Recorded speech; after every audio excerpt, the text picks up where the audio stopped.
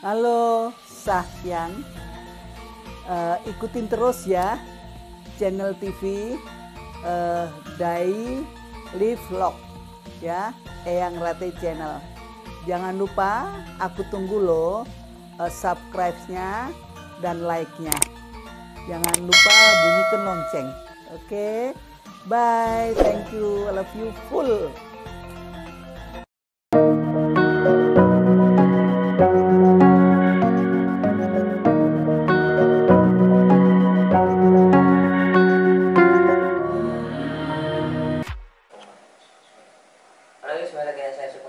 Di channel kami Sukowijaya.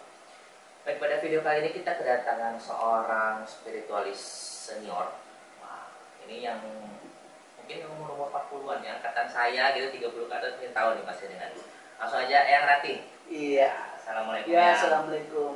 Ya. Alhamdulillah. Amitabha, salam kebajikan, Om Swastiastu, dan tidak lupa salam Sahyang. Itu sahabat Eyang. Oke. Salam Sahyang. Kalau Sahyang biasanya dari Bali ya? Iya. Salam full ya. Gaul ini. Ini Nelly nih, nenek lincah. Oke, Eyang, kita ngobrol santai aja nih. Oke, ya. oke. Jadi memang sebenarnya aneh ini ngundang Eyang ini karena satu memang ngefans memang dulu gitu kan. Memang tahu Eyang Rati ini dulu sempat viral juga kan waktu itu, waktu tahun 2000-an ya, tentang 2013. Ya, 2013 itu sama ya. Mas Tukul ya. Iya, Mas Tukul itu. Terus juga ternyata spiritualis lawas nih, senior nih gitu. Otomatis pengalamannya wakek banyak gitu ya. Sebelum kita masuk ngobrol, saya penasaran emang bunga itu emang dari dulu, maksudnya itu kayaknya ciri khas gitu. Karena ada apa sih dengan harus pakai bunga gitu? Orang nggak usah nebak daerah mana, asal dari mana. Yang punya anak beranak semua di Bali gitu.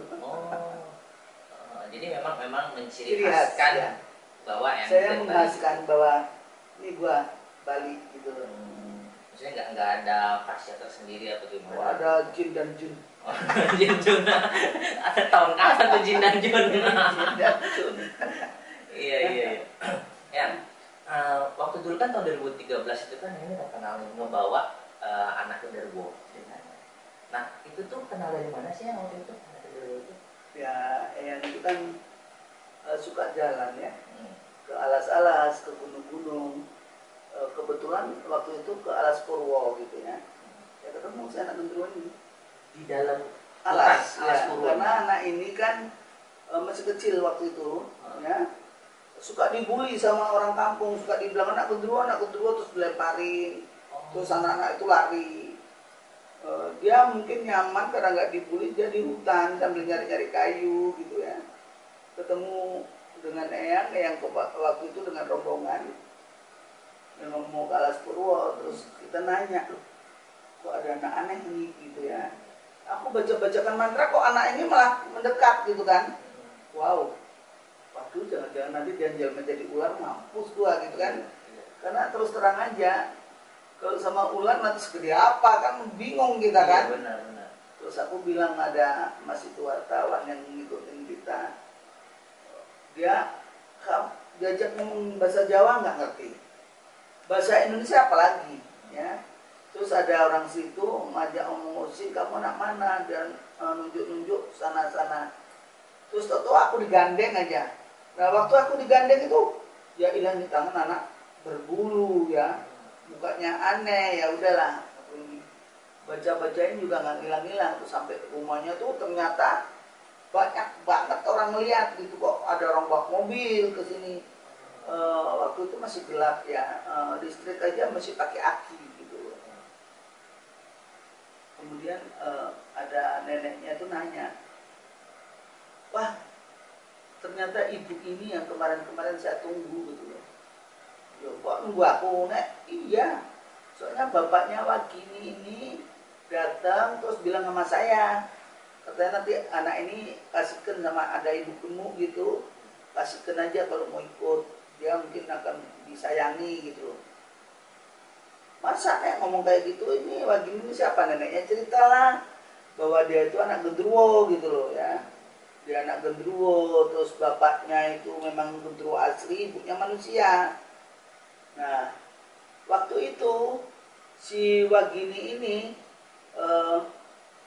ikut saya langsung booming itu kan. Oh, langsung semua, wah anak genderuwo ini. Akhirnya dia kena masuk TV apa, sempat main film juga sama saya ya. Dan alhamdulillah sih laku gitu loh saya filmnya ini. Jadi kisah saya dengan Wagini dimulai dari Aras Purwo dan saya dikasih mantra-mantra sama neneknya untuk memanggil bapaknya. Oh, memang ada berarti bapaknya benar-benar genderuwo berarti ya? Iya. Tapi setelah anak itu ikut sama aku, neneknya pulang ke Lampung, meninggal di sana, dan Wagini masih ikut saya tetap. Nah karena ini anak sudah gede, sudah 17 tahun, pengen pulang ya. Kalau pulang nganterin kita, pulang nganterin. Dulu kan ada video ya, sama TV gitu kan. Dia kepingin joget dangdut gitu. Jadi kita beli aki. Nanti kita nyetel video-video itu dia dangdut. Ini anak masih ikut-ikutan dan tidak ngerti bahasa. Jadi ya saya sayangi sebagai layaknya di mana manusia sih. Akhirnya dia pun sayang banget sama aku. Nah, pada waktu ketemu Wagini ini, sekarang kan udah menikah ya kalau nggak salah ya terakhir. Belum ya. Tapi hidup sendiri, sudah punya rumah sendiri gitu. Iya. Di kampungnya, di Alas Purwo berarti. Iya. Balik ke Alas Purwo. Nah, pada waktu ketemu itu Wagini ini apakah punya kesaktian tersendiri gitu? Dia anak ini nggak sakti, tetapi tak kalah dia memohon, dia ngomong sama bapaknya pasti bantu dia. Oh, jadi ada bapaknya ya? Iya. Jadi kalau umpama di mana-mana nanti dia cerita, ibu jangan masuk sana bu. Kenapa gak boleh? Kata bapakku, nanti bahaya tuh setannya jahat. Jadi ya ada min plusnya. Ya. Waktu pertama kali anak ini kalau makan, wow, nggak peduli temennya belum makan atau kagak, satu bakul habis ya habis gitu. Tapi sekarang sudah mulai kayak peradabannya udah mulai ngerti WhatsApp, mulai ngerti makan itu sepiring ya. Tetapi kalau makan itu berair dia tetap nggak mau, karena memang dari dulu itu dia nggak pernah dikasih nasi sih sama orang tuanya ya. Orang tuanya kan benci banget sama dia. Jadi dia ke gelap-gelap ada jangkrik atau belalang, dia itu yang dimakan. Hidup. Terus semenjak ikut eyang dia tapi makannya kayak ayam goreng gitu ya? Oh tak ajarin. Ajarin ya? Tadinya waktu anak-anak, kan aku punya padepokan tuh, Gunung Lawu. Mbak Narti itu yang atraksi itu bilang, eyang nasinya habis dimakan begini. Hah? Kok bisa? Ya bisa ya, kamu masak berapa kilo? Ini kan untuk sekali makan ya, 3 kilo habis, kan anak-anak padepokan banyak. Terus makannya pakai apa? Ya udah dia pakai garam aja juga jadi, katanya. Kasihan banget ya. Terus aku bilang, ini sini. Kalau dia dengan aku manut, ini semua temanmu, ya. Jadi dia butuh makan. Kalau kamu habiskan mereka gini, aduh lapar, nggak ada makannya. Dan orang gitu. Jadi kalau sudah aku yang bagi satu piring, ini, dia juga terima. Terus akhirnya dia melihat kok anak-anak makannya segitu, dia juga segitu. Jadi sebetulnya anak ini kalau diajari cepat sekali mengerti. Anaknya pintar. Dan dia sayang banget sama eyang gitu. Kalau ketemu aku dipukuli, itu tanda sayang. Ada YouTube-nya ada. Ya. Tanda sayangmu, kamu tuh udah kaya sekarang lupa sama eyang ya. Apa sih kok ibu? Oh, udah bisa bahasa Jawa deh sekarang. Bahasa Indonesia bisa. Nah, terus juga kita lari topik dari Wagini. Kita langsung mau nanya nih tentang eyang ini kan di spiritual itu kan sudah berapa tahun ya? Berarti 2 tahun ya dia? Tidak. 35 tahun ya? Jadi masih muda ya? Ya. Itu kan berarti hajar pasien itu dari segala macam lah, Iya. gitu kan. Dan yang aneh dapat gitu dari info dari media sosial, yang ini terkena dengan ilmu peletnya. Nah, lo ilmu peletnya. Bukan ilmu pelet, ilmu putar gilingnya. Putar gilingnya. Ya. Kalau itu bisa dikatakan pelet sih memang ya. Tetapi yang harus memilah gitu loh. Memilahnya itu di mana putar giling ini lebih daripada pelet sih. Soalnya biasanya suami orang-orang yang sudah lupa gitu, dia kembali lagi ke istrinya. Karena diputar terus, digiling gitu ya. Dan ini ya ribuan ya pasiennya. Ya ada yang nggak berhasil, jangan ngomong kita takabur ya. Semua berhasil enggak, ya. Tapi 50-50. 20-50 ada yang Ya, berhasil ya, jadi ada. 50 ya. Ya. Kalau nanti yang dibilang oh sakti yang ini enggak, yang manusia biasa, semua ini karena seizin Allah. Ya. Jadi saya terangkan kalau saya bisa, kalau enggak. Jadi kalau biasa yang metode yang biasa yang pakai itu kalau buat pelet atau putar giling itu gimana sih ya? Ya.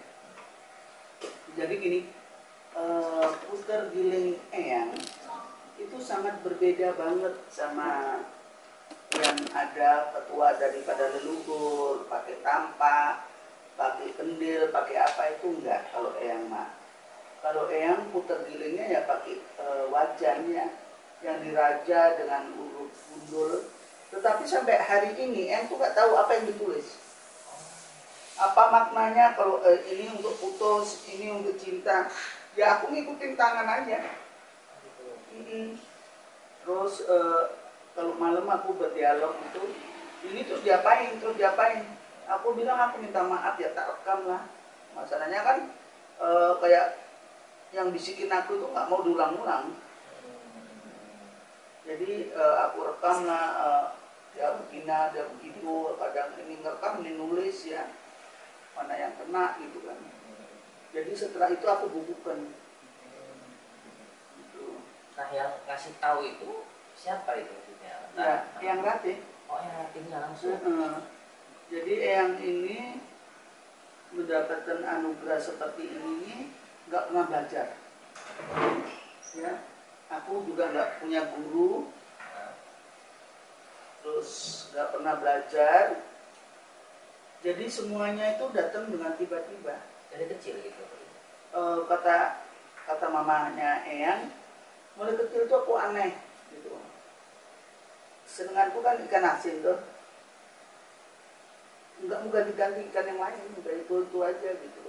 Terus kadang kan orang tua aku kasihan ya, ini anak kok nggak bergizi banget gitu.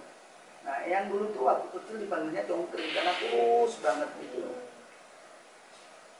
Nah kurus banget ini katanya orang tua aneh, kalau malam tuh masih melek gitu kan. Jadi seperti itu ya. Sampai diinikan sama sapu, begitu kan, ayo keluar di kan orang zaman dulu tuh tempat tidurnya dari besi tuh. Jadi kan ada kita bisa masuk, itu dipakai sapu gitu loh. Oh, di bawah ranjang itu. Iya. Aku melek, masalahnya harus tidur karena besok itu harus sekolah gitu kan. Gak bisa tidur gitu loh. Dan mulai kecil tuh kalau aku didudukkan di bangku itu kan dulu musim Huawei ya, orang pasang-pasang nomor. Iya. Suka banyak yang nanya, besok nomor berapa yang keluar? Aku tuh nebak dengan konyol-konyol tapi keluar gitu loh. Ya tapi nomor itu keluar, ada yang belikan coklat, silver queen gitu-gitu ya. Lama-lama orang tua aku gede kan, orang ada kayak sopopoh. Itu ibuku kan Jawa ya, terus orang kayak sopopoh langsung diambil dibawa masuk gitu. Terus sudah ini itu sama pembantu ibuku udah disembunyikan, kalau udah mulai kemis sampai itu udah disembunyikan gitu. Nah itu sudah keanehan-keanehan, tapi sama orang tua aku nggak dipelihara itu gitu. Pada suatu hari aku ngomong sama ibuku, kamu sepatu yang tak belikan merah itu mana? Terus kamu siapa belikan aku sepatu merah? Aku Ingwat katanya gitu. Ingwat. Jadi kuat memang pernah pacaran sama ibuku ya. Tetapi beliau sudah nggak ada gitu. Diberikan sepatu merah, itu dia keluar. Itu sepatu merah yang aku berikan. Astagfirullahaladzim katanya. Itu kan ingwat kamu udah nggak ada. Tapi itu masuk ke saya. Kalau kamu memang ingwat, kamu berikan aku apa aja. Ya. Terus sepatu merah, terus bandana, itu bandu-bandu. Dirangkul itu aku waktu kecil itu. Kamu ingwat, kamu mau minta apa, kamu dateng, ini. Terus kamu keluar. Tuh, jadi orang tua aku tuh nggak berani marahi aku terlalu kejam. Biasanya kan suka dikasih lidi tuh, ini satu ya. Nah kakekku itu dulunya lurah. Itu dia senang dengan mantra-mantra gitu, ya. Lurah, terus kalau ada orang bermasalah di desanya itu, istrinya cantik gitu, itu nggak bisa pulang, langsung ikut sama kakekku gitu. Tapi nenekku yang pertama tuh sabar banget, nggak komplain, nggak apa, tapi yang punya anak itu jujur nenekku sendiri, yang lain-lain nggak punya anak. Nah, kakekku itu kalau tidur itu sama aku, terus kalau aku merem dia marah, suruh ngomong bahasa-bahasa Jawa, ngerapal-ngerapal itu. Kalau aku nggak mau tuh dipecot sampai galer-galer gitu kan, sakit loh, cuman lidi cuman satu. Nah orang tua aku nggak setuju, makanya aku suka dibawa ke kelungkung sama bapak itu. Ini main kelungkung si udah setimpal Cina gitu. Aku disuruh tidur di rumahnya kawanku gitu loh, biar nggak dipukulin sama kakekku. Tapi satu pun sampai hari ini aku tuh nggak pernah apa yang dikasih kakekku gitu kan. Karena masih kecil ya, masih SD itu udah kalau tidur belum jam 12 gitu, wah marah. Tapi cucu-cucu yang lain enggak, cuman gua aja yang digituin gitu kan. Jadi aku pun nggak seneng sama kakekku jadinya, gedek gitu loh. Kok cuman gua aja sih yang dipukul pakai gigi apa-apa gitu. Tapi nanti kalau aku sampai jam 12, dia belikan pulpen aku Hero dulu kan, diisi mangsi gitu loh, namanya pulpen Hero ya. Ini buat kamu, nanti aku dikasih duit, dikasih apa, lebih sayangnya juga lebih orang-orang ini gitu kan. Nah udah kakekku meninggal, itu pulang ke desa semua kok dikunci gitu kan, rumah dikunci. Terus ibuku bilang sama tetangga, ini duit, kalau dia mau nyusul suruh nyusul, kalau enggak suruh makan gitu kan. Aku nyusul. Di tengah jalan itu ada dokar ya. Aku bilang sama Pak Kusir, Pak, tolong deh Bapak itu yang bawa rumput banyak-banyak itu, rumputnya suruh di sini. Aku perasaanku si Bapak itu juga turun, betul-betulin ini. Terus aku bilang, Bapak, aku uangku cuma segini, kamu tak kasih satu, aku satu ya. Ya gitu. Ini buat kamu. Aku tuh kasih batu cincin gitu. Ini buat kamu ya, nanti kamu kasih tahu gunanya. Udah sampai di pintu rumahnya kakekku, aku bilang dong sama ibuku, Bu, minta orang dua tadi sama kakek-kakek gitu, masih rumput. Terus si kusir dokar itu ditanya, orangnya turun di mana? Dia plongo. Lah, Bapak tadi yang nurunin rumput itu, Bapak itu bilang enggak.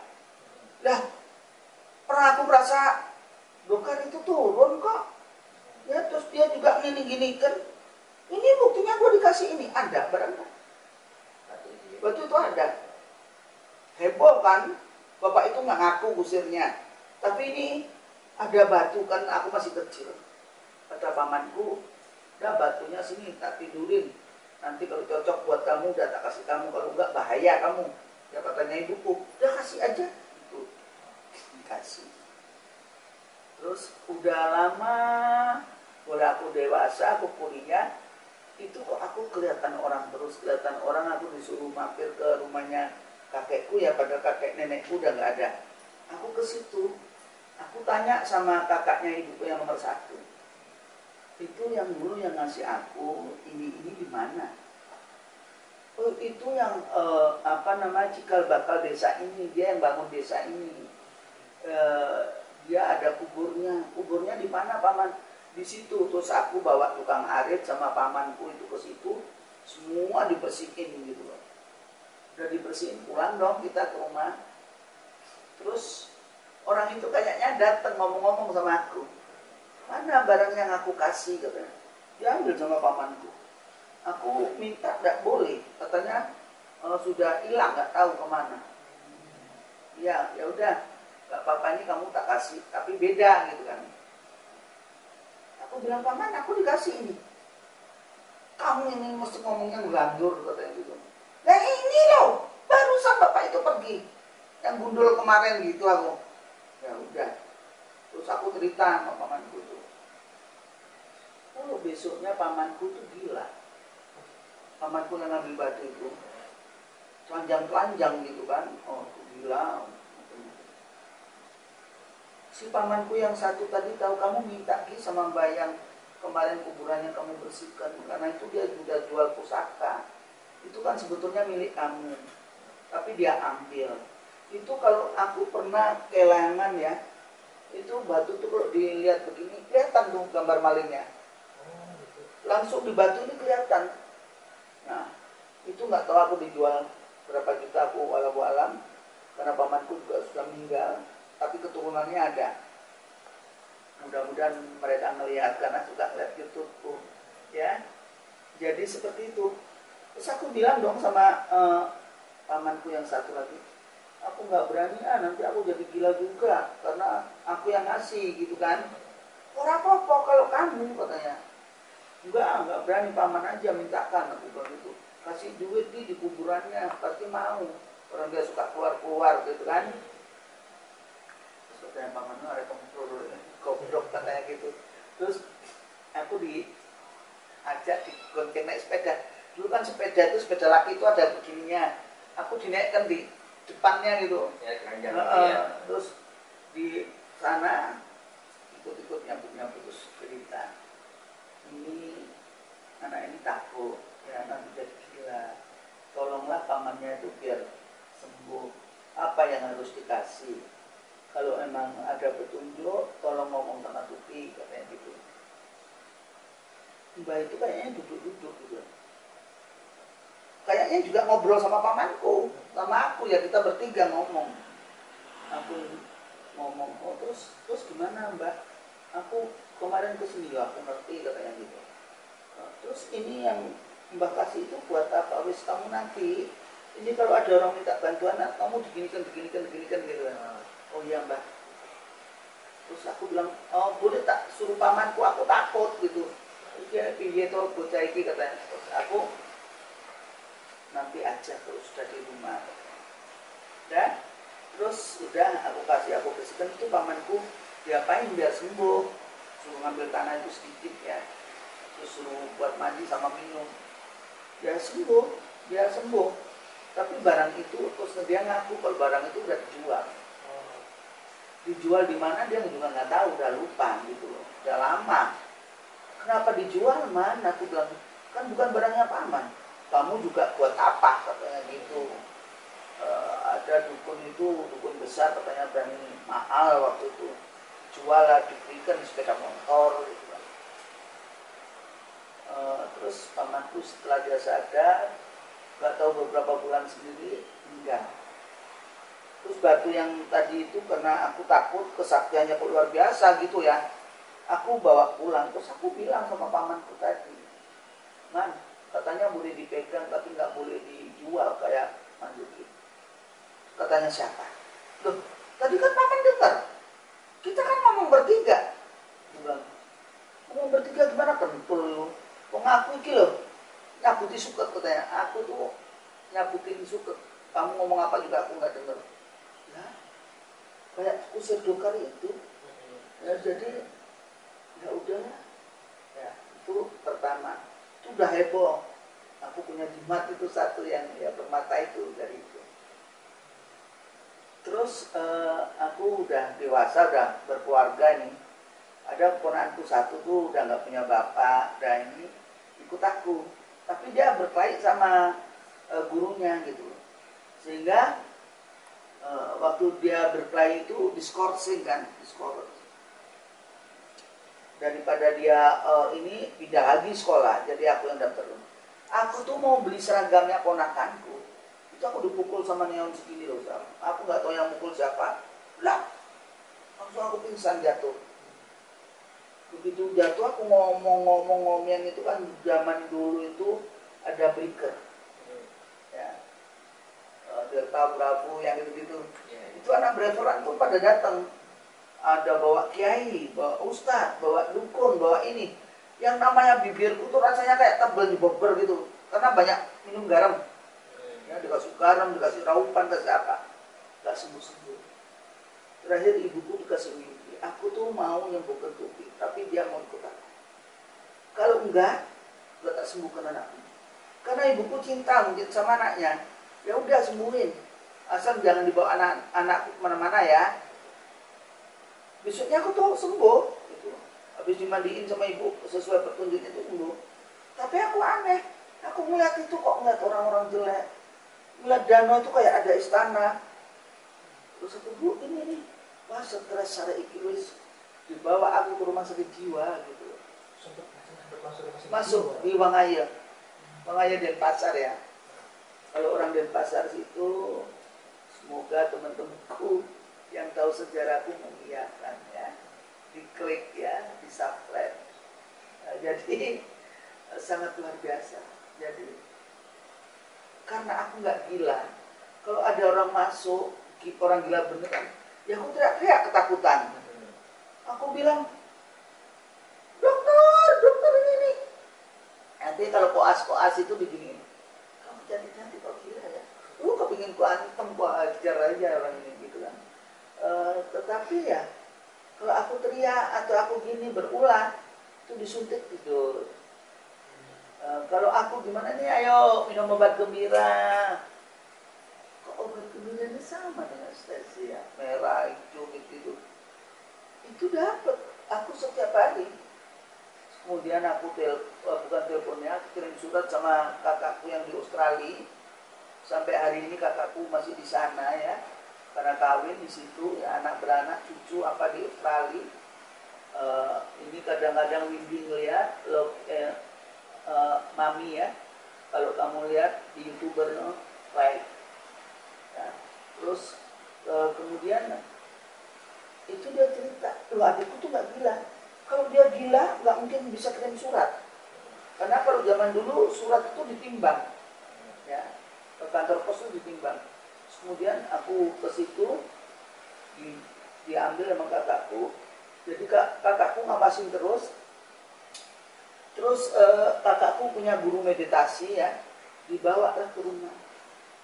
Bawa ke rumah, terus yang guru meditasi itu bilang, Bapak Susilo Almarhum, dia bilang, wah ini anak ada yang ngikutin, tapi aku nggak berani soalnya dia seorang dewi gitu, dia kayak bante gitu ya. Terus kakakku karena pengalamannya tidak segitu jauh ya iya aja. Kemudian ini di telingaku tuh selalu ada bisik-bisik, kamu nanti puasa ini ya, kamu ini ya, kamu ngapain puasa? Kalau aku ngomong dilihat sama saudara-saudaraku, dibawa lagi aku ke dokter jiwa. Tapi ini suara selalu begitu, kadang aku ngeliat kaca, hah rupaku kok berbeda, lari aku. Udah anak ini stres. Sehingga pada waktu aku bikin pasar, aku udah mulai punya anak-anakku sampai bilang, mama jangan keluar, nanti mama dibilang gila. Itu nangis aku. Aduh sampai segitunya ya, gue dibilang gila sama teman-temanku, gak berani deket. Kalau aku bertamu ke orang tuh, orangnya ngintip-ngintip korden buka dulu gitu. Right, ya, lari dia gitu. Sampai aku secara akhirnya aku pindah ke Surabaya. Pindah di Surabaya nggak ada orang tahu kalau aku tuh gila atau bagaimana kan. Terus tetanggaku tuh ada yang anaknya tuh nangis saja. Aku bilang, udah dibawa ke dokter mbak, kalau anak kecil kan nggak bisa bilang apanya yang sakit gitu kan. Terus udah katanya, ini suara bilang, kamu ambil minyak wangi ini, kamu ambil ini. Udah ngambil, terus diapain? Udah sini, diam. Udah gosok kan. diam si anak itu, namanya Bram. Mungkin sekarang udah gede ya. Terus dia bilang apa, Mbak Tuti ini dari kemarin-kemarin ngomong kek kalau bisa. Harusnya Bram kan nggak usah ke dokter, nggak usah ini. Ih Mbak, gue juga nggak tahu. Orang ini aku dibisikin kok. Itu dari keluarganya mulut ke mulut. Akhirnya ke rumahku. Ya ibuku ketakutan loh, rame gitu. Akhirnya sampai disediain kotak amal tuh. Karena wah berderet-deret. Nah, pada waktu itu ada majalah Liberty ya, masih booming-boomingnya. Pertama kali aku diliput dengan Liberty. Jadi memang yang namanya sosok yang aktif ini ya selalu memfisikasi ya. Yang ini ya. Ya. Ya seperti Mbak ini tadi, Mbak siapa? Putri. Mbak Putri. Dia bilang itu kok ada kayak orang perempuan kayak dari kerajaan-kerajaan. Ya, dia anak indigo ya. Kebetulan kameramennya Ki Kesuma ini adalah seorang indigo, dan tadi sempat tanya jawab dan itu benar ya. Itu benar, jadi sangat luar biasa ya penglihatannya. Itu beliau memang ada, mana saja aku pergi selalu mendampingi. Jadi dari tata cara pengerjaan paket pasien, kaki tergiring itu semua itu dari dia tuh ya? Iya. Makanya ya? aku bilang, aku punya lisensi, aku punya kode etik keparanormalan, aku punya notaris, ya, aku punya izin praktek dari Kejari. Jadi ada banyak orang meniru Eyang Rati. Kadang-kadang profilnya juga profilku. Nah kayak begini nih kadang-kadang mereka menghancurkan aku. Nomor teleponnya nggak sama cuma. Karena kenapa? Dia nggak tahu sosok Eyang Rati dengan suara itu yang mana. Kadang aku tes. Lah aku yang marah loh. Kamu kalau sampai besok aku laporin. Ya kayak gitu. Terus kadang banyak yang diblokir sama anakku karena gambarnya sama. Di Facebook itu terutama. Di Facebook itu rentan banget ya. Jadi memang harus hati-hati ya. Ya, ini pengalaman Eyang sendiri loh. Ya, jangan dan percaya gitu ya. Pak Erwin itu di Batam masih. Dia adalah ajudan Kapolda dulu. Masih ada di Batam dan masih dinas. Dan itu langsung pengecekan. Aku bilang, Mas ini bahaya. Kalau kayak begini, kasihan orang-orang Indonesia yang buru-buru. Pasti kena. Siapa sih gambarnya tuh persis? Ya, ya. Jadi hati-hati banget gitu. Oke, balik lagi ke tentang Eyang Rati, cara supranatural. Kan yang ini kan praktek segitu banyak, layak dikasih segitu banyak, otomatis sering dapat paket. Kalau kita mau menyebutnya paket, paket cinta kasih. Ya kita ngomong standar lah gitu ya, kiriman-kiriman dari lawan kita. Terus kan ente juga punya anak, punya suami gitu kan. Itu nanggepinnya gimana gitu tuh? Jadi rumah tangga anak saya sendiri-sendiri, gak ada di rumah itu gitu. Jadi suami saya juga kena imbasnya stroke ya,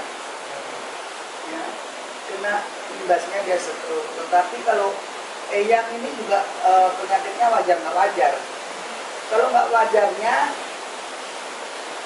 masa iya aku sehat gemuk begini, aku jalan aja bisa jatuh, nggak masuk akal. Ya, dari pertahanan tubuh ini pun lebih gede kok. Ya, itu enggak banget gitu ya. Dan itu nggak ada apa-apa. Di rumahku sering sekali dengar apa-apa jatuh, duar, kayak bunyi-bunyi mercon. Karena di rumahku memang sedia telur angsa untuk penolak, ya, untuk tolak bala. Mungkin Ki Kesuma kalau mau lihat itu ada sudah muncul di YouTube ya. Jadi pecah, kadang telurnya tuh tak foto, ada gambar yang membuatnya. Kalau aku jentreng kan orang itu malu. Kok nggak bisa mempan-mempan sih? Eyang itu jarang tidur. Kalau malam makin strong aku. Semakin malam aku makin bercahaya. Karena hidupku aku balik. Ya. Aku tetap tidur. Makanya begitu Aki bilang jam 4, wow happy aku. Kenapa happy-nya? karena aku bangun jam 12 masih aman dong gitu. Ya kalau kayak Trans 7 yang apa Misteri Dunia, aku bilang jam 2 ya. Kayak Indosiar, anak-anak kadang-kadang itu udah tahu jamku gitu. Jadi memang kalau kita pekerjaan seperti ini memang ada imbasnya juga ya ke keluarga gitu. Jadi makanya banyak nih juga orang-orang baru yang gitu kan mau belajar segala macam. Ya kalau you untuk jaga diri is okay. Maksudnya emang itu perlu gitu. Tapi kalau kamu mau jadi praktisi, ini juga waktu itu dulu saya juga bilang gitu, mau jadi praktisi mau go pabrik itu pikir 2 kali deh. Karena kan memang lawan ente itu bukan yang jual zohir aja, bukan yang nyata aja gitu. Ya kan lo pasti dapat buat kiriman paket yang banyak gitu. Kemarin kita ke puncak nangkep hantu, ada gambarnya, bisa aku foto itu. Dan itu yang nyuruh aku itu orang terkayanya di Balaraja, Banten. Jadi itu sekedar untuk membuktikan kepada klienku ya bahwa hantu itu bisa difoto loh. Yang bener aja, udah oke, kita habis ritual di luar, kita tinggalkan 2 jam lagi foto, di foto keluar semua ya. Memang Seperti itu kan emang momennya harus pas, energi juga harus pas ya, ini baru bisa mewujud gitu ya, mewujud ya. Kalau misalnya energinya nggak kuat, nggak cukup ya nggak bisa. Terus juga misalkan kayak apa namanya yang tadi kan suka dapat kiriman, yang si sosok yang Latin ini nggak bantu apa gimana gitu untuk menjaga gitu. Ya dibantu dong, kalau nggak dibantu kan eyangnya udah terkapar. Kok belum ya? Ya terkapar karena dia kan istilahnya pinjem badan wadahku ya. Sekarang wadahnya dia amburadul, masa iya mau didiemin? Iya benar. Ya. Nah, ngomong soal kerjaannya, katanya nih banyak orang-orang juga bilang nih, kalau orang yang sudah memang apa namanya kemampuan di spiritual dan dia bisa menolak itu dan dia memang kerja normal lah, buka toko atau kerja di kantor gitu, katanya bakal hancur. Emang iya kan? Ya, rumah tangga. Enggak, maksudnya pekerjaan dia kalau misalnya dia menolak Ya. itu pernah ini nggak sih, maksudnya penelitian soal itu kenapa kok bisa seperti itu gitu? Ya memang aku menjalankan tugas yang dari Sang Yang Widi, yang dari Gusti Allah ya. Jadi kamu sudah dikasih keberkahan, dikasih talenta ya. Kata orang Islam kun fayakun, ya kita ikutin aja. Tetapi kita namanya manusia kan, aku mau kerja bingkil, aku mau garment, aku mau salon, nggak bisa. Karena kita semacam Aki, semacam aku juga, ini adalah orang pilihan. Ya kalau nggak gitu nggak masuk. Karena ini bukan pekerjaan sebetulnya. Ya. Kerja apa sih uka-uka? Bukan pekerjaan. Kalau pekerjaan itu kan kita bisa lihat ada kenyataannya. Kadang-kadang kita tuh nggak bisa menjelaskan. Karena kita bisa memegang, tapi orang lain belum tentu. Ya. Jadi yang seperti itu, ini adalah talenta. Aku menyadari itu udah berulang kali. Aku punya rumah di Batam. Karena Eyang itu di Bali, bisnis dong, Deadcapper Bali. Aku kirim ke Singapura. Di Singapura tuh sudah ada tenaganya. Waktu kirim masih 10-20 oke. Sudah aku ngirim 1 kontainer, nomaden, no home. Jadi dia pindah, nggak tahu entah kemana. Aku kehilangan kerja. Kalau di Singapura siapa gua, siapa lu? Ditanya tuh sulit banget kalau udah sama government.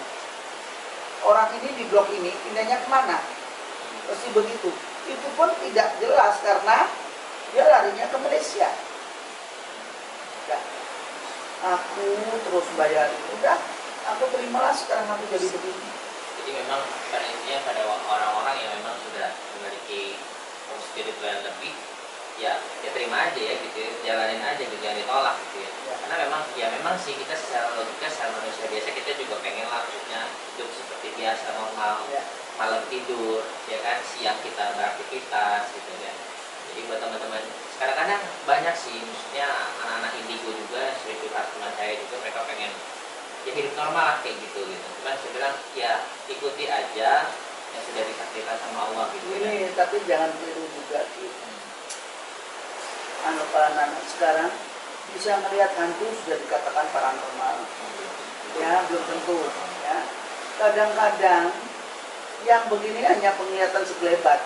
Ya kita perlu mendeteksi ini anak betul-betul indigo atau bukan. Bawa dia ke hipnoterapi.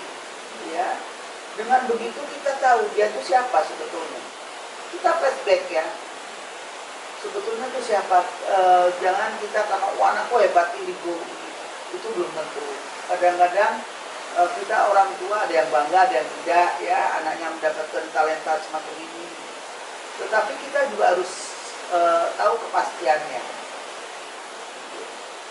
Kalau hal seperti sekarang itu sering sekali kita seminarkan. Ya, diseminarkan. Di seminaran itu juga kita harus ada pembuktian. Misalkan ini pelet minyak, kenapa dia bisa ampuh? Dibuat dari apa ini minyak?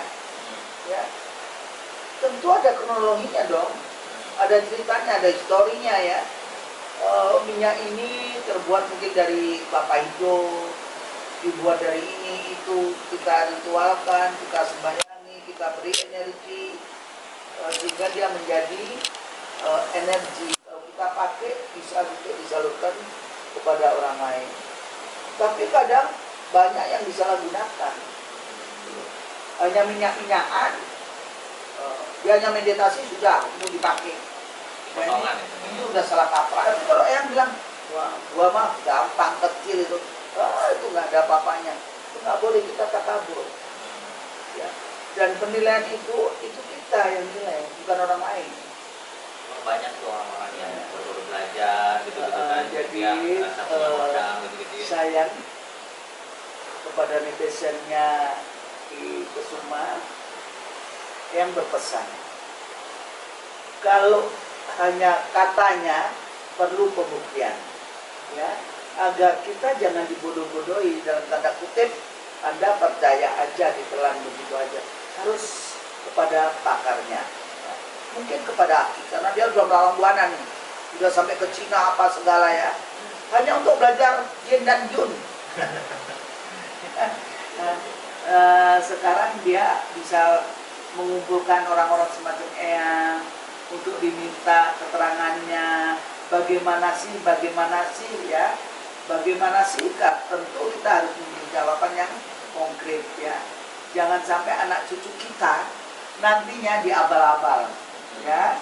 Kita tahu klinik, kita tahu roh kita sendiri itu gaib sayang ya. Kita hanya punya 3 badan, raga, ini raga yang dicubit ini sakit, ini raga.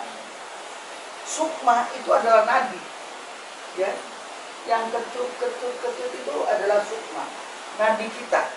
Sedangkan roh keluar masuknya itu di ubun-ubun. Jadi kadang orang sakit ini di ICU ya, berbulan-bulan nggak ini, ya iyalah, nadinya masih ada, raganya masih ada, rohnya udah meninggalkannya. Gimana cara kita untuk mengembalikan? Tentunya memohon kepada Gusti Allah. Kalau ini diberikan kesempatan untuk sembuh, ya sembuhkan. Tapi kalau tidak, ya mohon jangan disiksa. Kasihan, ya. Kasihan kepada yang hidup yang menjaganya. Kasihan juga rohnya orang ini di awang-awang. Karena melihat raganya, tapi dia nggak bisa masuk. Ya, jadi seperti itu. Jadi akan amat sangat dalam banget kalau kita bicara soal barang yang tidak kelihatan, ya. Jadi seperti itu. Nah, balik lagi ini pertanyaan terakhir nih, yang udah lama juga nih, tapi seru nih ngobrolnya.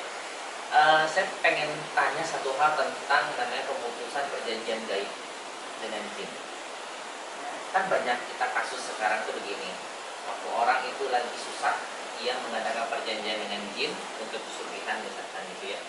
Lalu setelah kalau tidak pernah perjanjian kan berarti dia menandatangani kontrak itu dengan sesadar-sadarnya dan tahu konsekuensinya. Jadi itu juga mesti ngomong dong, kalau lu sudah dapat apa yang lo mau sekitar sekian miliar, lu harus kasih apa, nah, gitu ya. Tiba-tiba si pasien kita ini atau si manusia ini sudah dapat apa yang diinginkan. Berarti jinnya kan kerja dong, ya, kan? Jinnya sudah sampai capek kerja. Pada saat sudah mau goal, sudah mencapai target, si orang kita ini, pasien kita ini, dia mau lepas. Enggak lah, gue nggak mau ngorbanin anak gue gitu, misalkan, untuk diambil gitu. Karena perjanjian itu gitu. Lalu dia banyaklah orang-orang seperti ini, samperin kiai, samperin para habaib, samperin ahli spiritual gitu, untuk memutus hubungan itu gitu. Nah, secara logika aneh nih yang ya gitu ya.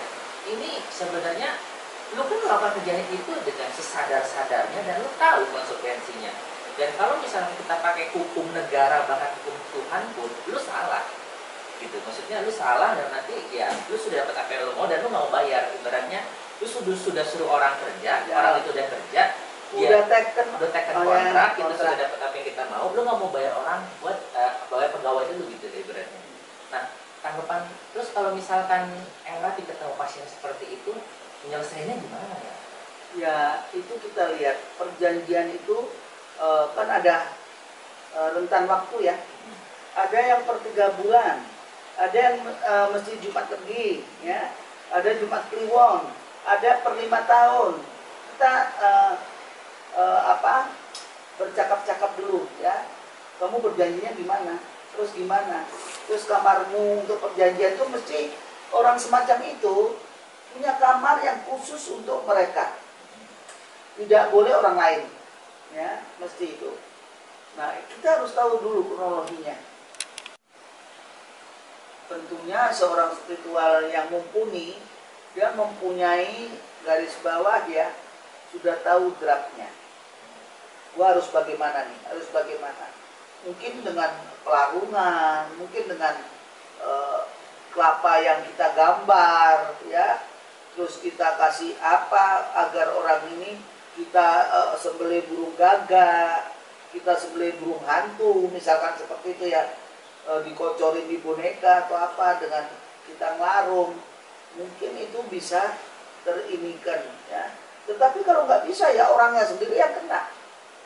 Tetap ya nggak bisa, tetap bisa ya kita mesti bisa memutusin gitu. Itu bisa kita lihat besok paginya. Oh, maksudnya gimana besoknya? Besok paginya gimana? Karena perjanjiannya mungkin hari Selasa Kliwon nih ya. Selasa Kliwon ya, kita lelean. Terus orang yang mau dikorbankan juga suruh pulang dengan gaji juga sih, mas-masan apa-apa. Ternyata dia selamat aja sampai di rumah. Ya kita harus jam 12 itu melarung untuk biar orang ini tidak kena tolak balanya itu. Berarti sama di kita ngakalin jin. Ya. Berarti kita. Jadi itu sebetulnya goblok. Kita akal-akalin gini. Kalau dia mau diwadahi ke botol apa ke periuk, itu bisa. Makanya kenapa kadang-kadang pabrik nggak laku manggil eyang, rumah dijual nggak laku-laku. Kita bisa laris, bisa, jangan gitu dulu, jangan sok. Kita lihat dulu rumahnya tuh kayak gimana gitu loh. Kalau ngomong berhantu, kita harus bersihkan dulu. Makanya orang masuk itu kok serem banget ya. Niatnya pengen jadi nggak jadi gitulah. Jadi dibersihkan dulu. Setelah bersih, baru kita masih pelarisnya. Berarti kita lihat medan perangnya dulu. Iya. Mau kata gitu. Iya. Nah, kalau misalkan kayak jin-jin kita udah akalin gitu kan, dia kan juga punya akal gitu kan. Kan bisa balas. Maksudnya mereka juga mungkin aja nggak terpengaruh dengan akal-akalan kita. Dan biasanya kadang-kadang pasien kita mungkin kalau lagi sama kita aman, tapi kan kita nggak bisa sama dia 24 jam. Gitu kan? Dia pasti pulang dan pada waktu dia lihat pasien itu sudah nggak sama kita, jinnya balik. Nyerang. Minta perjanjian lagi, atau misalnya minta jatahnya gitu, minta haknya dia gitu. Kita biasanya orangnya yang ini kalau dia pengen lepas, tunggu pawisit dari dukun itu tadi. Kan dia mesti mempergunakan kayak aki, kayak eyang gitu ya. Dia dalam meditasi itu pawisitnya apa? Setelah pagi dia nggak dapat, untuk menghindari apa? Pawisitnya kan beda-beda, ya. Kadang pesugihan itu ada di ngunyang ya, di ngunyang yang jadi monyet-monyet itu ya. perjanjiannya gimana untuk menghindar? Kan begitu. Ada yang babi ngepet kayak di Sumedang kayak gitu ya. Itu bagaimana? Nah, jadi kita tahu dulu ini pesugihannya pesugihan apa dulu. Kan pesugihan macam-macam. Ada ini blorong ya. Nanti dia berselingkuh dengan blorong ular yang banyak kelingking emasnya. Nah, yang kayak gini-gini kita juga harus tahu gimana caranya kita itu terhindar. Kita itu sebelum dan sesudahnya harus betul-betul tirakat, meditasi mungkin ya. Kita mohon petunjuk dari Sang Halik atau Tuhan Yang Maha Esa ya, agar apa petunjuknya ini. Kita kan juga punya kodam, punya perewangan. Apa kata perewangan kita? Kita satukan. Ya, Gusti Allah pasti akan membantu kalau itu demi kebaikan. Ya. Tetapi apa ini jalannya? Nah, kalau sudah ketemu jalannya ya kita cepat laksanakan kalau memang orang ini betul-betul pengen insyaf. Ya, kalau orang bilang, Eyang kenapa kok maharnya mahal ya? Kamu mau nyawamu? Apa nyawa Eyang? Jangan deh, lebih baik lu jangan berdukun ke gue, kan begitu. Masalahnya ini menyangkut nyawa ya. Jadi kamu tahu sendiri, kamu mendapatnya juga banyak. Dan uang biasanya kalau dari pesugihan itu nggak umur, pasti habis. Dia motong umur gitu. Iya, itu pasti habis. Dan kalau yang pinter mungkin didepositokan ya. Kalau didepositokan itu sama dengan penyucian. Karena yang kita tarik kan sudah uang campur-campur, ada dari penjual ayam, ada penjual bakso. Kita tarik kumpul api yang genggam. Kan gitu. Kalau murni uang dari dia kita belikan emas, kita jual. Jadi tetap baik lagi tergantung bagaimana kita ngakalin dia tersebut. Habis itu dan kita harus tahu yang dianut pesugihan apa dulu. Jadi kita harus tahu medannya ya. Ya. Nah, kalau misalkan sudah kita tangani tiba-tiba jin itu kesel nih, dia nyerang kita harus siap ya. Harus siap, tapi enggak kalau kan sesuai perjanjian. Dan apa kata perjanjiannya kan kita juga harus dengar. Harus tahu. Jadi si klien itu harus sejujur-jujurnya. Harus ngomong masalahnya. Kadang suruh kita makan enak, dikasih ayam panggang apa-apa, tahu-tahu yang kita makan anak kita. Kan ada yang begitu, buto hijau itu. Wah kayaknya, ikannya yang suruh nyembeli ayam nanti dimakan, dipanggang aja. Tahu anak kita di rumah ada gitu gimana? Nggak ngeliat tuh penderitaan anak. Ya, kalau kita masih kerja normal bisa, kenapa enggak sih? Ya, orang kaya itu nggak dibawa loh ke liang lahat. Namanya presiden kita, Pak Harto 7 turunan mungkin nggak habis-habis duitnya.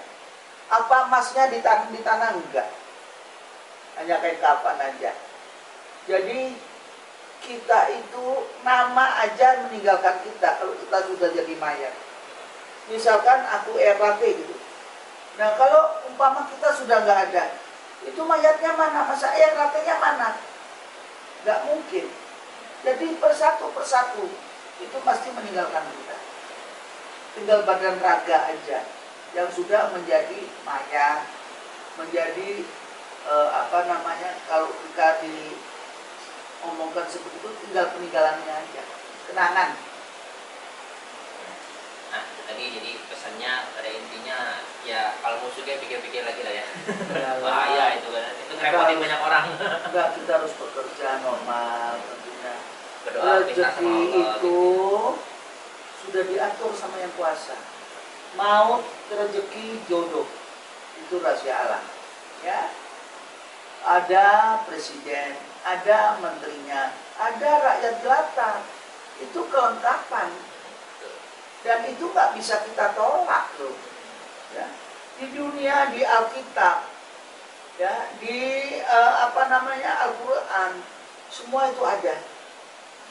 Jin itu ada, ngomong jin nggak ada.